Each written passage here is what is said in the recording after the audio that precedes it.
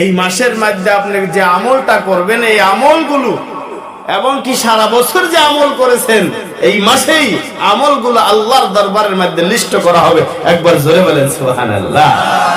শুধু কি তাই, এই মাসের কথা বিশ্ব নবী মুহাম্মদ রাসূলুল্লাহ সাল্লাল্লাহু আলাইহি ওয়াসাল্লাম বলেন, শাবান শাহরি ওয়া রমজান শাহরুল্লাহ।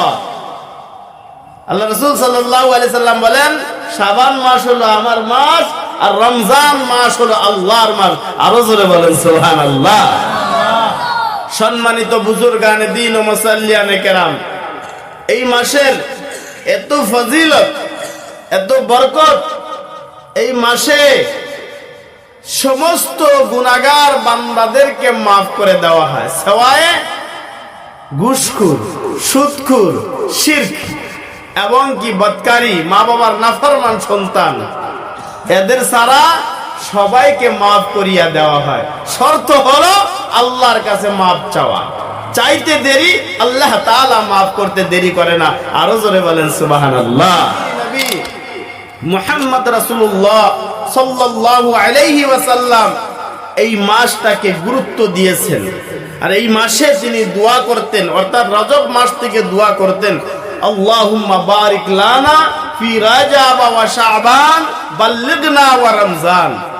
দোয়া করতেন, প্রভু হে ওগো দয়ার আল্লাহ, তুমি আমাকে রজব মাসের বরকত আতা করো, বরকত দাও, রজব মাসের ফজিলত দাও, শাবান মাসেরও ফজিলত দাও, তার সাথে সাথে রজব এবং শাবানের ফজিলত দেওয়ার সাথে সাথে আমাকে রমজানুল মুবারক মাস পর্যন্ত পৌঁছায়া দাও, যাতে করে পবিত্র রমজানুল মুবারক মাসের রোজা আমি রাখতে পারি।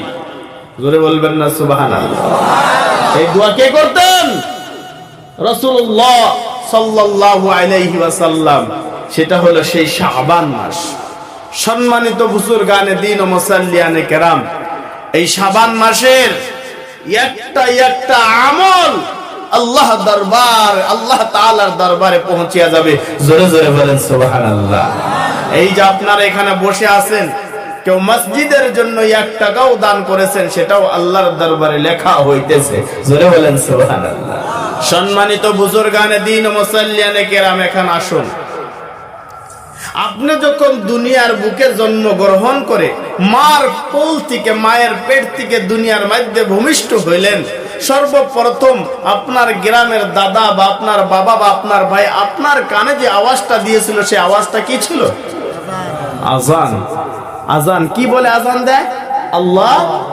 সকলে আল্লাহ জোরে বলেন, আল্লাহু আকবার।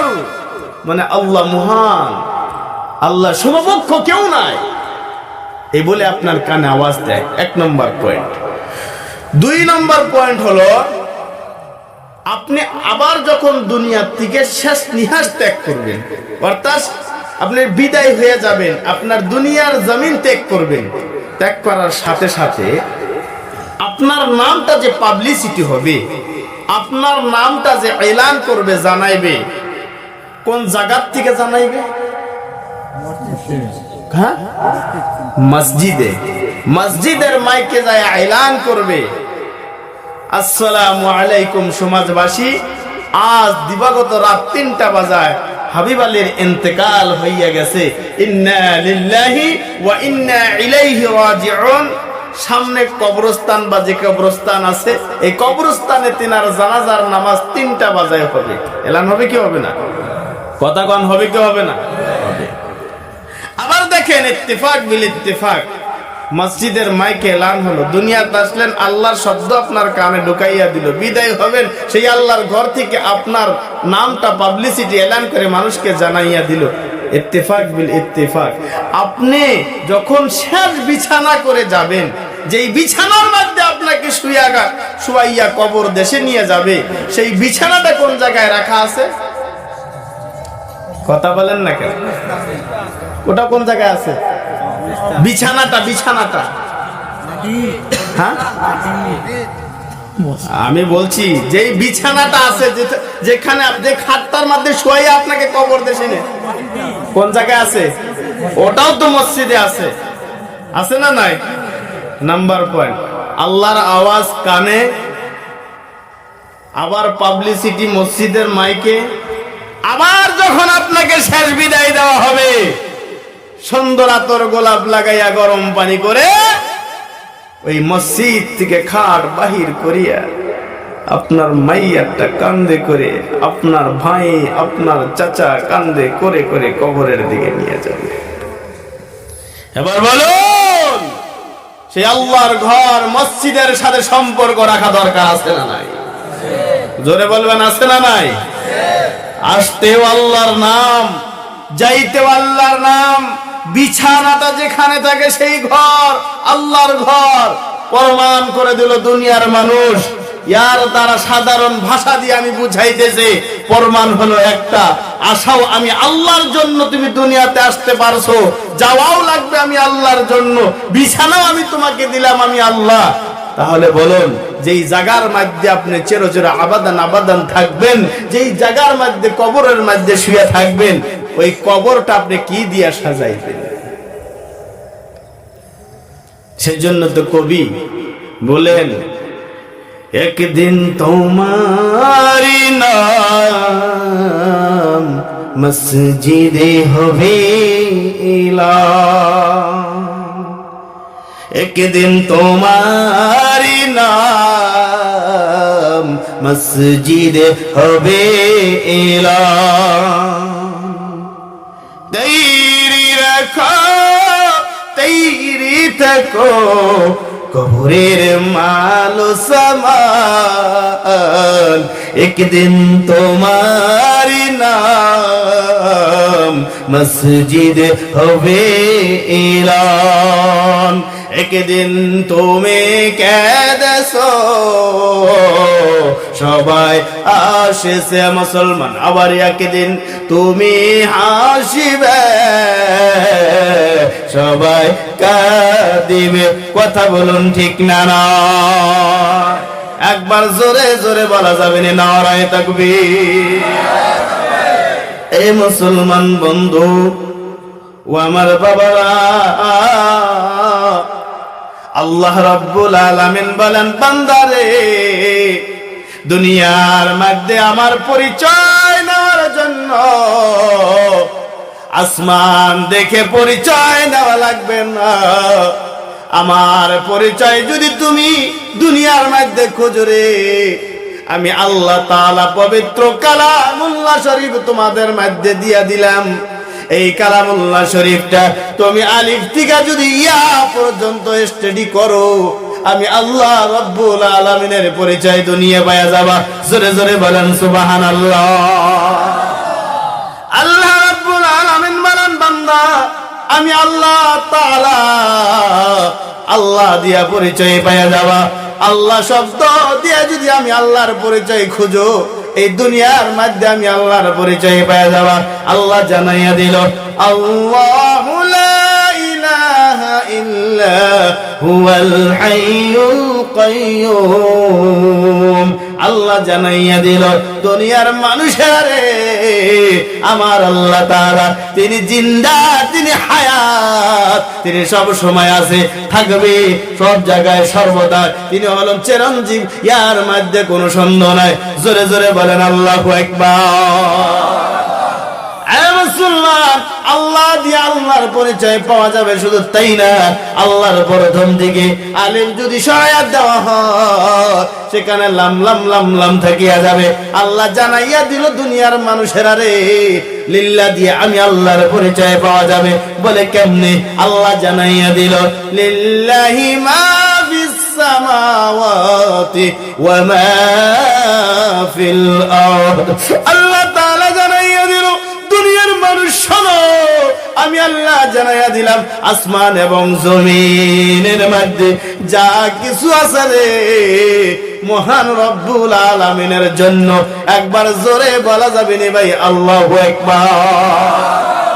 এ মুসলমান, লিল্লাহ থেকে যদি আরেকটা লাম যদি সরাইয়া দেন, দেখেন লাহু থেকে যাবে। ওই লাহু দিয়া আল্লাহর পরিচয় পাওয়া যায়।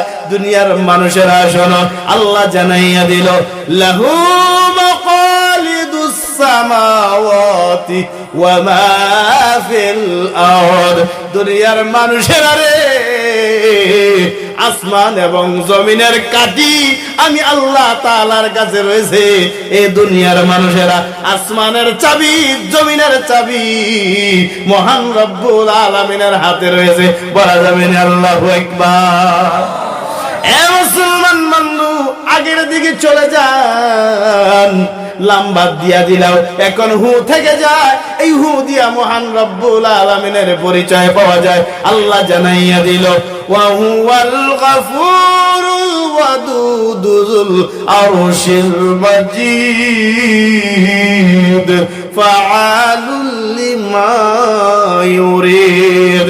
আল্লাহ জানাইয়া দিল, তিনি হলেন গফুর, তিনি হলেন স্নেহশীল, তিনি হলেন দয়াবান, তিনি আর কেউ না। তিনি হলেন মহান আল্লাহ, তিনি হলেন রব, আমার রব, আপনার প্রভু, আপনার প্রভু, আমার প্রভু। আল্লাহ গফুর, আল্লাহ স্নেহশীল, আল্লাহ ক্ষমা করতা। এই আল্লাহ রব্বুল আলামিন যখন যা চাবে রে তখন তাই করবে। আপনার সামনে যখন মুত আল্লাহ তাআলা হুকুম করে দিব, একটা মিনিট, একটা সেকেন্ড হেরাফেরি হবে না। ওই সময়ের মধ্যে আপনার মৃত্যু হইয়া যাবে। 1 মিনিট হেরাফেরি হবে না।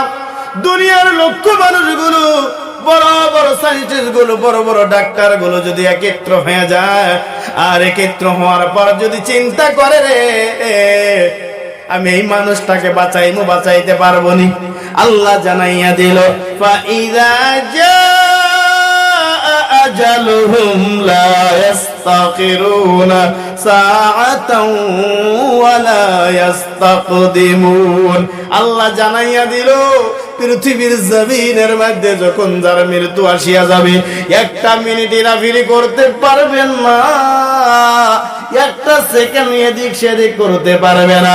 যখন যার মৃত্যু হয়ে যাবে রে, মৃত্যুর সময়টা যখন এসে যাবে, ওই সময়ের মধ্যে মওত হবে, আর 1 মিনিটও কেউ কম বেশি করতে পারবে না। জোরে জোরে বলেন ঠিক না? না করতে পারবে কেউ? পারবে কেউ বাবা? বলুন পারবে? আমার মুসলমান বন্ধুরে, আগের দিকে যদি আমি চলিয়া যাই, ওই আল্লাহ রাব্বুল আলামিন বলেন, দুনিয়ার মানুষ শোনো, আমি আল্লাহ জানাইয়া দিলাম রে, এই দুনিয়ার জগতের মধ্যে কত জায়গায় বসবাস করলা, ঘর বানাইলাও, সংসার বানাইলাও, 3টা সন্তান হলো, 5টা সন্তান হলো, বড় বড় বিল্ডিং এর মালিক তুমি হয়ে গেলা। আল্লাহ জানাইয়া দিল, দুনিয়ার মধ্যে রে একজন মানুষ যখন মৃত্যু হইয়া যায়, ওই মানুষটাকে মাটি দেওয়ার জন্য আমরা কবরে যাইয়া পড়ি। মিনহা খালাকনাকুম ওয়া ফিহা নুঈদুকুম ওয়া মিনহা নুখরিজুকুম তারাতান উখরা। আল্লাহ জানাইয়া দিল, দুনিয়ার মানুষের যে মানুষটাকে তুমি কবরের মধ্যে রাইখা আসো, বন্ধুরে, তাকে তুমি বলে দিলাম, তোমাকে কবর দেশে রাখলাম রে, আবার আমার ঘুরিয়ে আসতে হবে। এই কবর দেশে, এই মাটি দিকে তোমাকে উৎপন্ন করা হয়েছে, আবার এই মাটির দেশের মধ্যে তোমাকে রাখা হলো, তোমাকে কবরের মধ্যে রেখে গেলাম, আমারও আসতে হবে। এটাই হলো সত্য। ইহার মধ্যে পৃথিবীর জমিনের কোন মানুষ বাধা দিতে পারবে না। জোরে জোরে বলেন সুবহানাল্লাহ। এই মুসলমান বন্ধু আমার বাইরে, আমি লম্বা দিকে যাই না। মুসলমান রে, দুনিয়ার থেকে তুমি কবর দেশে চলে গেলা, ওই কবর দেশে যখন যাবা, আরামের বিছানা ছেড়ে গেল, আরামের ঘরে ছেড়ে গেল, এত সুন্দর বিছানার মধ্যে তুমি ঘুমাইলা। এবার কবর দেশে যাওয়ার পর যে বিছানার মধ্যে শুতে দেওয়া হবে, ওই বিছানায় না কোনো বালিশ আছে, না কোনো বিছানা আছে, না কোনো লাইট আছে, না কোনো লাইটের ব্যবস্থা আছে, একবারে অন্ধকার ঘর। ওই কবরের মধ্যে না থাকবে বিছানা, না থাকবে সাথে আত্মীয় স্বজন, কেউ যাবে না। ওই কবরের মধ্যে যাবে রে, বিশ্ব নবী ঘোষণা করে দিলেন, ইয়াতবাউল মাইয়াতা সালাসাতুন ফায়ারজিউ ইসনান ওয়া ইয়াবকা মাহু ওয়াহিদ يتبعه أهله وماله وأمله فيرجع أهله وماله ويبقى معه أمله মানুষ যখন দুনিয়ার মধ্যে থেকে মারা যায় ওই মানুষটার সাথে তিনটা বস্তু কবর পর্যন্ত যাবে তিনটা বস্তু আপনার কবর পর্যন্ত যাবে এক নম্বর আত্মীয় স্বজন গুলো কবর পর্যন্ত যাবে দুই নম্বর আপনার মাল সম্পদ কবর পর্যন্ত যাবে তিন নম্বর আপনার আমল গুলো কবর পর্যন্ত যাবে নবী ঘোষণা করে দিল রে দুনিয়ার মানুষ তিনটা বস্তু কবর পর্যন্ত যায় তারা দুটা রিটার্ন চলে আসবে এক নম্বর তোমার আত্মীয় স্বজন আলো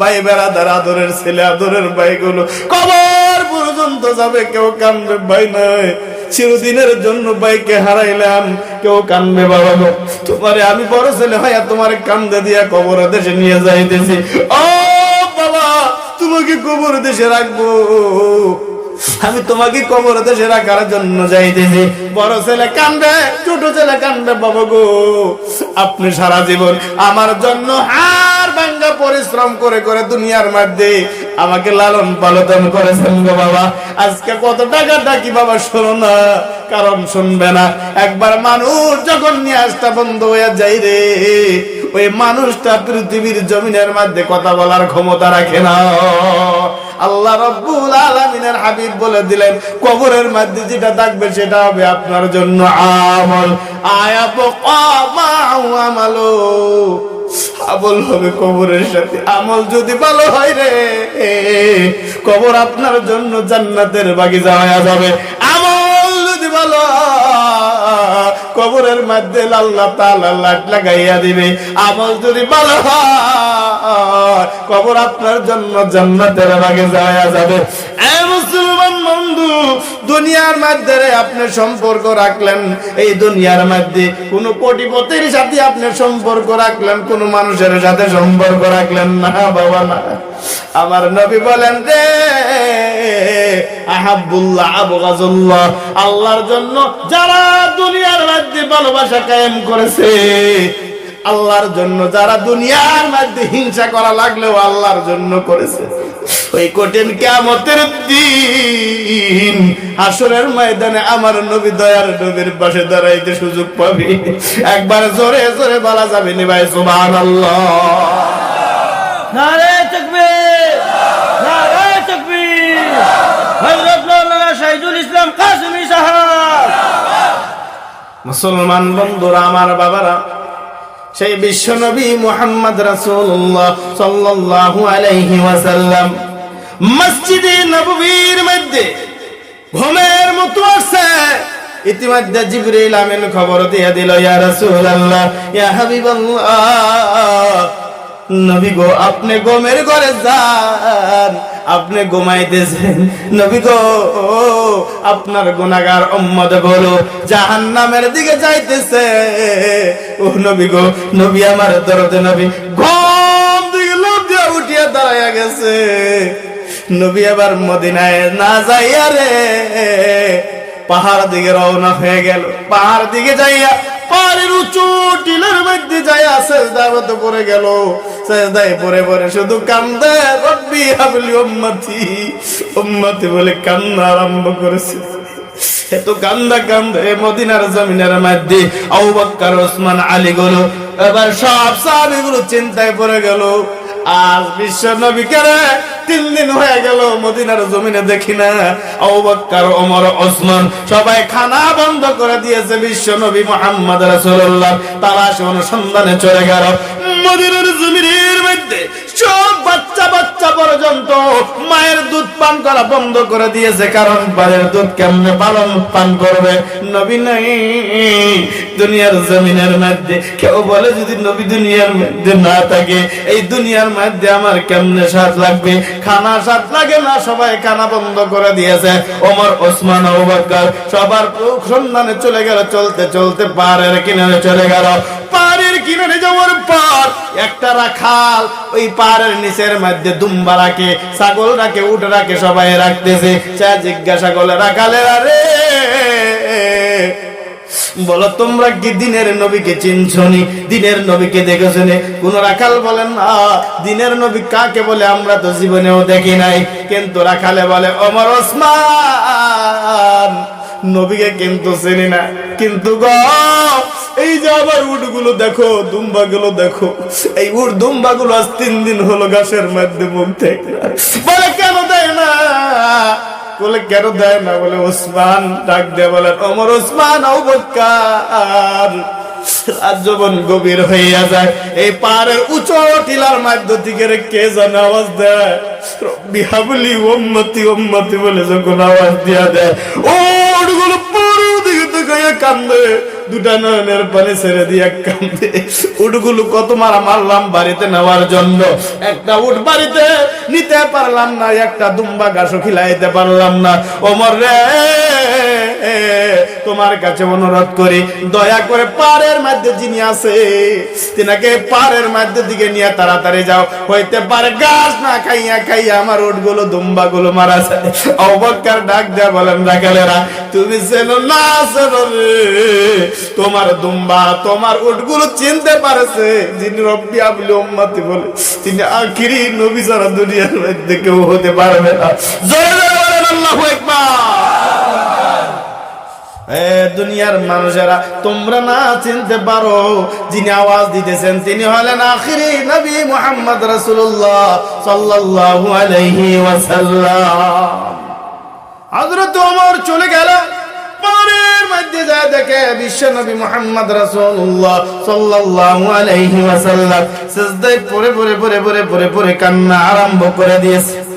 কান্দে বলে রব্বি হাবলি উম্মতি উম্মতি বলে কান্দে, একবার কান্দে, দুইবার কান্না আরম্ভ করেছে। ওমর ডাক দিয়ে বলেন, ইয়া রাসূলুল্লাহ, আমি হলাম সেই ওমর যে ওমরের হাতের মধ্যে তলোয়ার ছিল গো নবী গো, আপনার কাল্লা নেওয়ার জন্য আমি দৌড়েছিলাম নবী গো। কিন্তু আপনার প্রথমবার চেহারা দেখার পর জীবনকার মতো আপনার আশিকের রাসূল হয়ে গেছি, আপনার গোলাম হয়ে গেছি রাসূল। দয়া করে আপনার সেজদায় থেকে মাথা উঠান না। নবী উঠায় না। হযরত ওমর কান্দার বলেন, নবী গো দয়া করে সেজদায় থেকে মাথা উঠান না, আপনি গুনাহগার উম্মতের জন্য কান্না করেন। আমি ওমর জীবনের মধ্যে যত আমল করেছি গো ইয়া রাসূলুল্লাহ, আপনার গুনাহগার উম্মতের জন্য দান করে দিলাম। জোরে জোরে বলেন সুবহানাল্লাহ।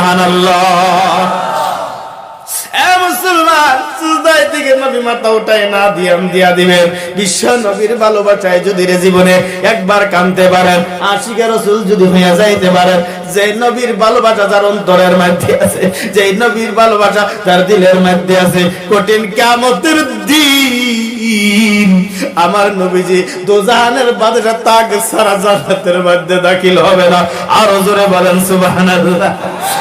মুসলমান বন্ধু আমার বাইরা সোনার চ্যানেলারে বিশ্ব নবী মুহাম্মদ রাসূলুল্লাহ সাল্লাল্লাহু আলাইহি ওয়াসাল্লাম সিজদায় দিকে মাথা উঠায় না। ওসমান যায় বলেন, ইয়া রাসূলুল্লাহ দয়া করে সিজদায় দিকে মাথা উঠান না। বলে কেন? বলে আমি ওসমান আপনার জন্য দাঁড়িয়ে আছি। বলে কেন উঠাবো, কেন উঠাবো? আল্লাহ যতক্ষণ পর্যন্ত এলান না করব আপনার গুনাহগার উম্মতকে maaf করে দেওয়া হলো, ততক্ষণ পর্যন্ত আমি মাহব সিজদায় দিকে মাথা উঠাবো না। ওসমান ডাক দিয়ে বলেন, নবী গো আমি হলাম সেই ওসমান, ঘরের মধ্যে যদি আপনি নবী শুয়ে থাকতেন, আমি নবী, আপনি নবী গো, আমি ওসমানকে দেখার সাথে সাথে শোয়া মানুষটা বসিয়া দাঁড়াইয়া গেছেন, আমি সেই ওসমান আপনার জন্য আসছি, সিজদায় থেকে মাথা উঠান। নবী উঠাই না। ওসমান ডাক দিয়ে বলেন, ইয়া রাসূলুল্লাহ আমি ওসমানের জীবনের মধ্যে যত আমল করেছি আপনার গুনাহগারের উম্মতের জন্য আমি দান করে দিলাম। জোরে বলেন সুবহানাল্লাহ। এইভাবে করে করে করে হযরত আবু বকর সিদ্দিক রাদিয়াল্লাহু তাআলা আনহু ডাক দিয়ে বলেন, ইয়া রাসূলুল্লাহ, ইয়া হাবিবাল্লাহ, নবী গো সিজদায় থেকে মাথা উঠান না। আমি আবু বকর বলেছি নবী উঠায় না। আবু বকর ডাক দেয়া বলেন, নবী গো, আমি আবু বকর আপনার জীবনের আপনার প্রথম সাথী হইয়া জীবনের মধ্যে যত আমল করেছি ইয়া রাসূলুল্লাহ আপনার গুনাহগার উম্মতের জন্য আমি দান করে দিলাম। জোরে জোরে বলেন সুবহানাল্লাহ।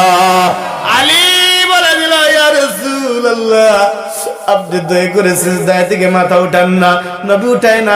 আলীও বলে দিলেন, ইয়া রাসূলুল্লাহ আপনার গুনাহগার উম্মতের জন্য জীবনের যত ভালো আমলগুলো করেছি সমস্তগুলো গুনাহগার উম্মতের জন্য দান করিয়া দিলাম, কিন্তু মাথা উঠায় না। হযরত আলী করিমুল্লাহ ওয়াজ মদিনার জমিনের মধ্যে পাগল ফারা হইয়া দৌড় দিয়া ডাক দেয়া বলেন, ফাতেমা রে,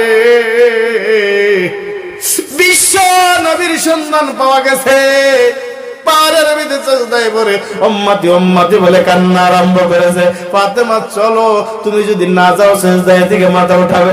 ফাতেমা রাদিয়াল্লাহু তাআলা আনহা দৌড় দিয়া চলে আসলেন। ডাক দেয়া বলেন, আব্বা গো, ইয়া রাসূলুল্লাহ ইয়া হাবিবাল্লাহ সিজদায় থেকে মাথা উঠান না। ও আব্বা, সিজদায় থেকে মাথা উঠান না, আপনি মদিনার খবর জানেন না গো।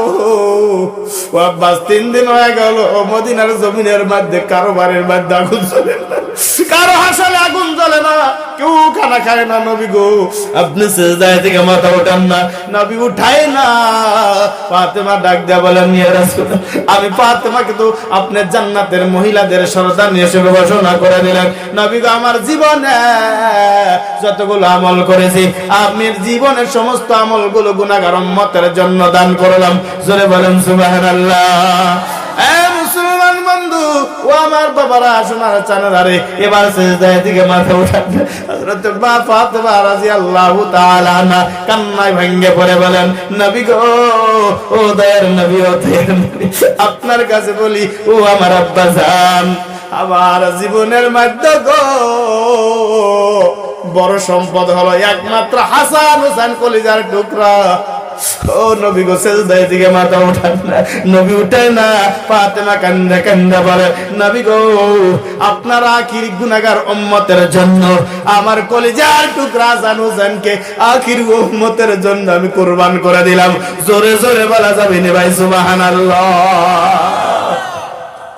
কারবালার জমিনের কথাও শুনেছেন, হাসানের বিষের কথাও আপনারা দুনিয়ার মধ্যে শুনেছেন। এ মুসলমান, বিশ্ব নবী আখির নবীর উম্মতের জন্য হাসান হোসেন থেকে লয়ে সব সাহাবীগুলো দুনিয়ার মধ্যে কষ্ট করেছেন। নবীগণ কষ্ট করে করে এই পৃথিবীর জমিনের মধ্যে রে শুধুমাত্র গুনাহগার উম্মতের জন্য কষ্ট করেছেন। মুসলমান, আমরা কেমন মুসলমান হইলাম, সেই নবীর সুন্নাত এখন পর্যন্ত জিন্দা করতে পারি না। মাথায় টুপি থাকে না, মিসওয়াকের অভ্যাস তো জীবনেও নাই। নবী আমার ঘোষণা করে দিল, রে দুনিয়ার মানুষ, তোমরা যদি জীবনের মধ্যে একটা সুন্নতের কথা আমি বলি, দুনিয়ার মধ্যে যদি কোনো মুসলমান এই সুন্নতটা জিন্দা করতে পারে, মওতের সময় কোনো মেসাব কোনো জনাব ডাকিয়া কলেমা পড়ানো লাগবে না। আমলটা হলো সহজ আমল। আমল হলো রে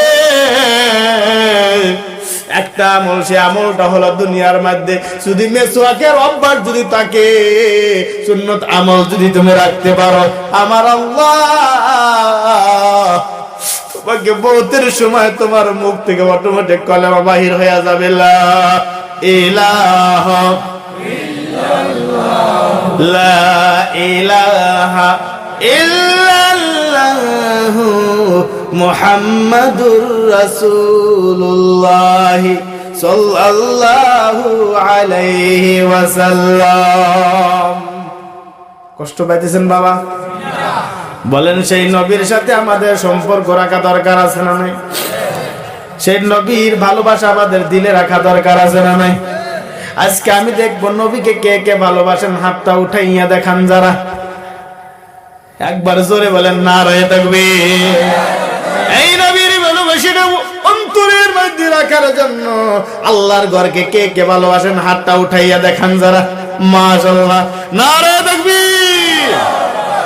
এই মুসলমান বন্ধুরা, আমার বাবারা, আমি লম্বা করি না, সেই জন্য বলবো রে বাবা, এই মেহফিলের মধ্যে কার কার মা নাই, কার কার বাবা নাই, হাতটা উঠান। যেহেতু শাবান মাস আমি দোয়া করব, কার কার মা নাই, কার কার বাবা নাই, কার কার দাদা নাই, কার কার দাদি নাই, হাতটা উঠাইয়া দেখেন, সবাই জন্য দোয়া করব।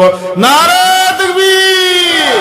এই মুসলমান বন্ধু আমার বাবারা, বিশ্ব নবী মুহাম্মদ রাসূলুল্লাহ সাল্লাল্লাহু আলাইহি ওয়াসাল্লাম ঘোষণা করো, বাবা কবরের বাসিন্দা হয়ে গেল, 20 বিঘা জমিন দুনিয়ার মধ্যে রেখে গেল, বাবা কিছু নিয়ে যায় না। ওই বাবার সন্তান যদি দুনিয়ার মধ্যে বাবার জন্য দান করে রে, ওই সবটা বাবার আমল নামায় পৌঁছে যাবে। কোন সুবহানাল্লাহ। এই মুসলমান, এই মেহফিলের মধ্যে লম্বা করে সাজাই আমি বক্তব্য করতে পারলাম না, দুঃখিত। বাবার এই মেহফিলের মধ্যে কে আছেন রে বাবার পাগল, মার পাগল? কে আছে রে বিশ্ব নবী ইতিম নবীকে ভালোবাসো, কে রে দয়ার নবীকে ভালোবাসো, নবী মুহাম্মদকে ভালোবাসো?